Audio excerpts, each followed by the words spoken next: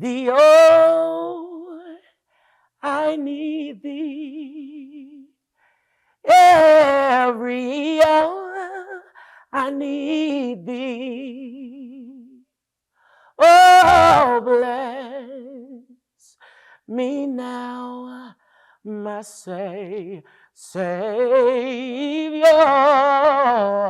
I come, I come, I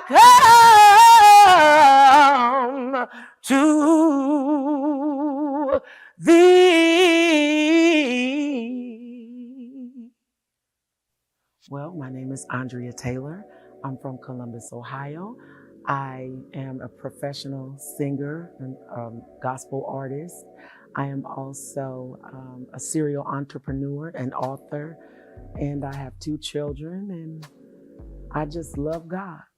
To start from the beginning, I would have to say my beginning was pretty rough. But I will say that I grew up with both my parents, but because I grew up with both my parents doesn't mean it was easy. Because early on, I experienced some abuse, and it caused a downward spiral in my life.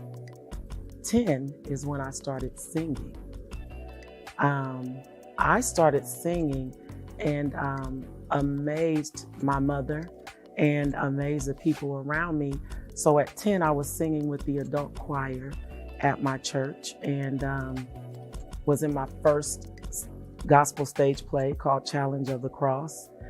At 10 years old, singing a song by Danny Bell Hall called I'd Rather Have Jesus. It's what I do,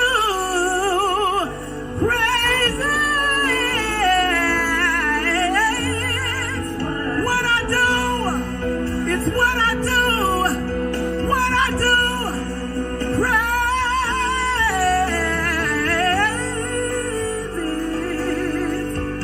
It's what I do.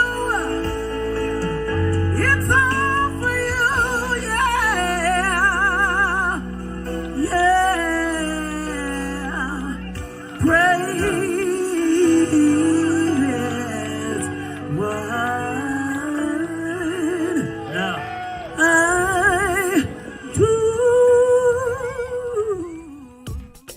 Tailor-made for you. Tailor-made for you.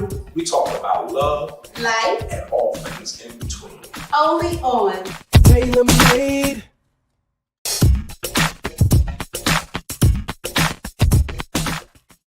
My name is Andrea Taylor, and this is my story. By the time I was 19, I was a pregnant crackhead.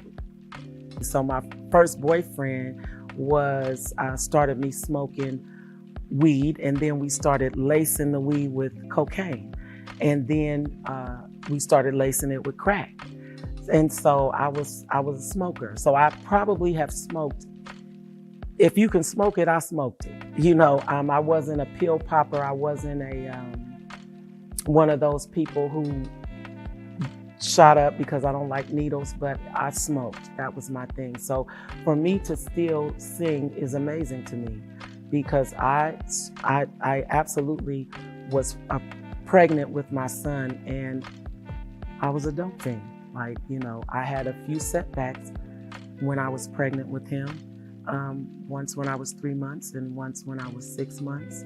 And I was very nervous going in to have him because I didn't know what it was gonna be, how things were gonna turn out. But right before I went in, it's amazing, the Lord, and I wasn't saved, I didn't really know Jesus like that, but what happened was the Lord showed me his face before I had him. He didn't say whether he would be a girl or a boy, but he showed me just this part of his face and said he would be healthy and I had nothing to worry about. And he was just that. And as a matter of fact, he was exceptional in everything that he did. And I could not thank God enough for what he had done for me with this baby that I had, that after I had him, I didn't want him because now I can't do nothing. That was my thought process. So, you know, I was a bit selfish. There was a lot of things that went on in my life. And then Shortly after I had him, 3 years later, my grandfather, who I was very close to in 1993, he passed away. My mother passed away. He died in January. She died in, November, and my son's father was murdered in July, all in the same year. And so it was really a rough time for me. So I was just doing whatever I wanted to do. After my mom passed away, I was just very distraught. So I was just out living my best life. And found out I was pregnant again while I was out there living my best life. I had since kicked the crack cocaine habit. I can't say that was anybody but God, because I did not go to a rehab. I had bad dreams about it, but he delivered me from crack cocaine. And I promise you, it was a deliverance. I see some of my friends that I used to smoke with now, most of whom are dead, but the ones that still live, I don't even recognize them. They recognize me. I don't even know why he chose me to be in his favor, but I'm very grateful. And so with that being said, so I had her, and I knew from my first experience with my pregnancy that I would not be doing anything wrong with this baby. And this baby came out with a heart murmur, and I was mad. And I was like, I did everything right and this baby's sick. But she grew right out of it and had no problems. And she started singing early as well and blew my mind. And I was just like, oh my God, this little girl. So now she plays everything, and she's just amazing. So I have these children, and I'm so grateful to the Lord for what he's done for me. I don't know. I just look at my story and is there something to tell about my story? Because I don't feel like it's as bad as other people's, but listen, I'm just grateful to be here and to be doing what it is that I love to do, and that is sing to the glory of God.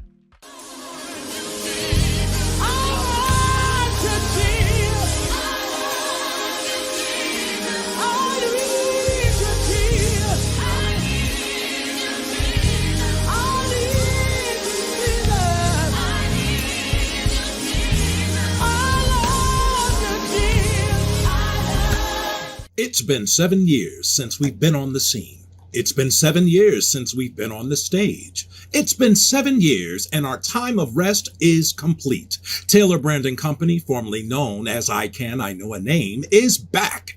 Every beginning comes from another beginning's end, so let's begin again. We're inviting you to be a part of New Live Theater Vibes, a new name with new scripts and a new brand of creativity. Submit your auditions online now at www.tailoredbrandingco.com/auditions. That's www.tailoredbrandingco.com/auditions. But hurry up, this round of auditions ends on March 15th, 2023. Let us see what you got. Union and non-union talent, welcome to submit. Pay rates are scaled to each talent's level of participation. So don't delay, submit today. I was a broken individual. I had no self-esteem. I was overweight. I was dark. And that, in my day and time, that was just the two worst things you could be.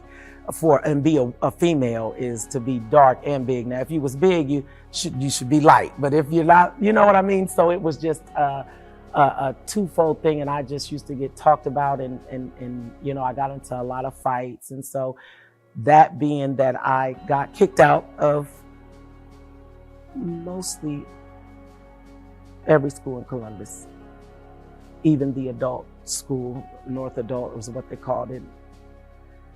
Yeah, I got kicked out of there too. And so I just didn't think I was going to get my diploma. And I didn't think I was smart. I didn't think I was smart or that I had what it took to just live life. So I tried to take my own. Didn't work either time. And I even remember being, after accepting Christ, asking him, just don't wake me up tomorrow. Just let me come and be with you.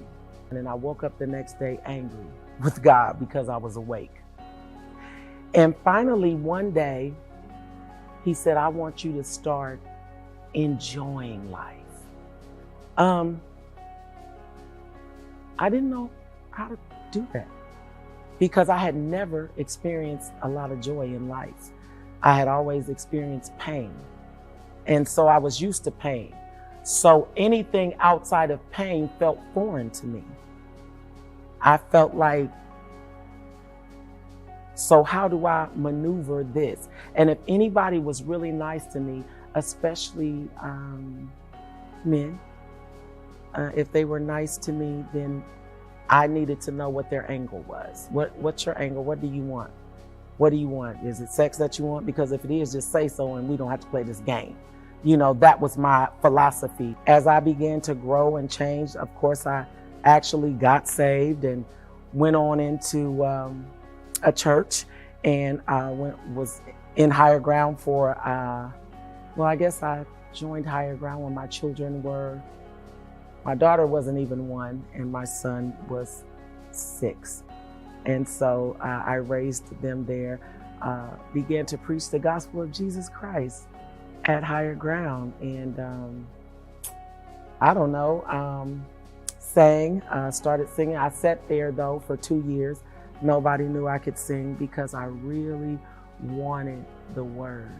I really wanted to grow. I wanted to learn. I didn't want that to be in the way of that, so nobody knew. One thing I learned about life is it's important to be your most authentic self. It's important to learn who you are. And I'm still learning that. I'm not saying that I've cornered the market on that. I'm still learning that. But what I am saying is that, you know, learn what you can while you can and just keep growing. So then I decided I wanted to go to school. I wanted to better myself. I really wanted to do better. I understood where the world was going, and I knew that I needed something more than just a GED, which I did get. And I went back and got it. I thought I wasn't smart and decided I was going to take the test and signed up and went and took the test and passed it on the first time. So I realized that I was not dumb, that I was kind of smart. So if I am, let me try this out again and go to college. And I just graduated with my associate's degree, and I am in school right now for my bachelor's degree. And so that is one thing that, that's a huge accomplishment. I had given up on that dream. And that's one thing I want to say, talking about who am I, or tell my story. Whatever you do, don't give up on your dream, because you can accomplish it. You can.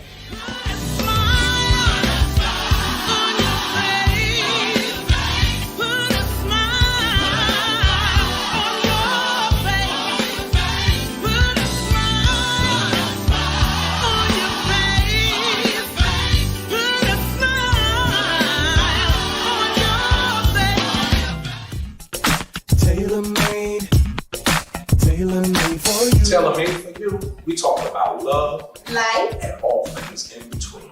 only on Tailor-made.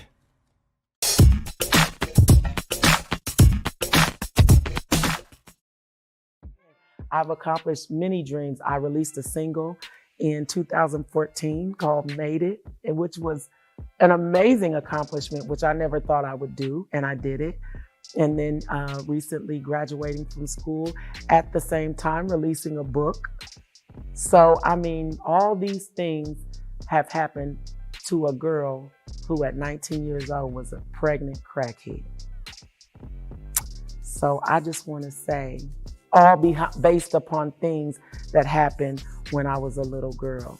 And I just want to say that anything is possible. You can do anything you set your mind to. And I just really want that to be the focal point of what I'm saying. Anything is possible. It's not about how you start, but how you finish.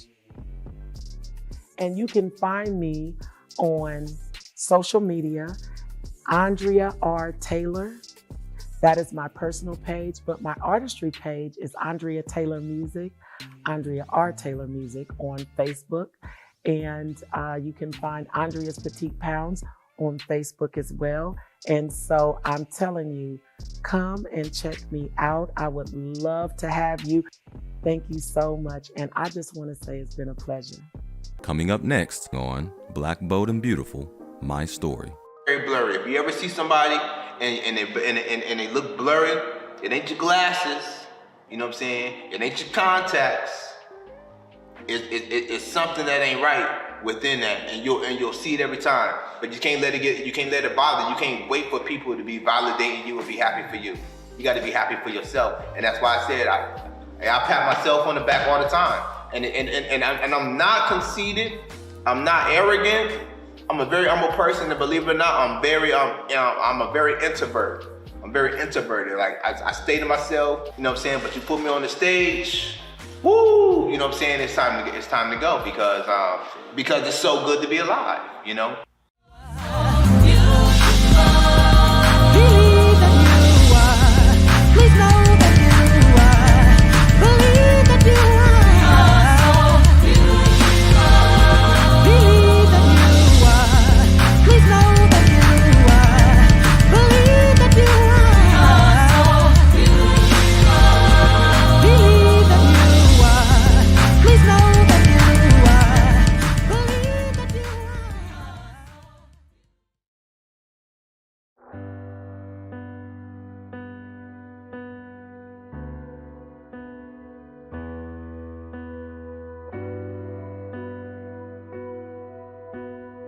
Here recently, the woes of our nation's past have collided with our modern day issues, dealing with social injustice, dealing with racism, dealing with equity and equality, dealing with systemic racism, dealing with the social divide. Yeah, we got to our boiling point.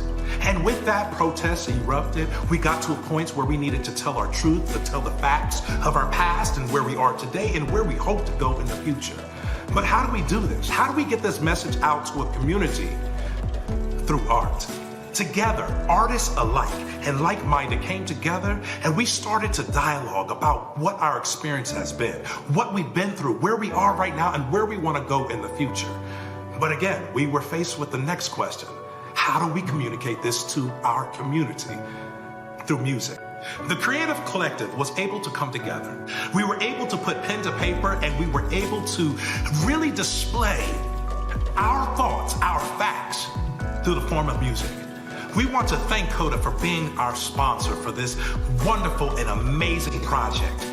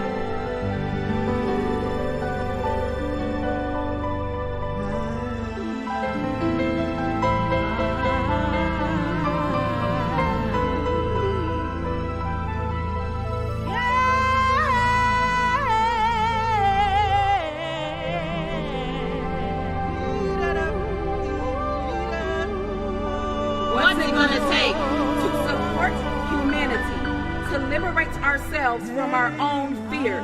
What's it gonna take to remind ourselves of our divinity, to forgive yourself? What's it gonna take to understand the path we've walked, to encourage equality? What's it going to take to inspire the future, to feed our souls?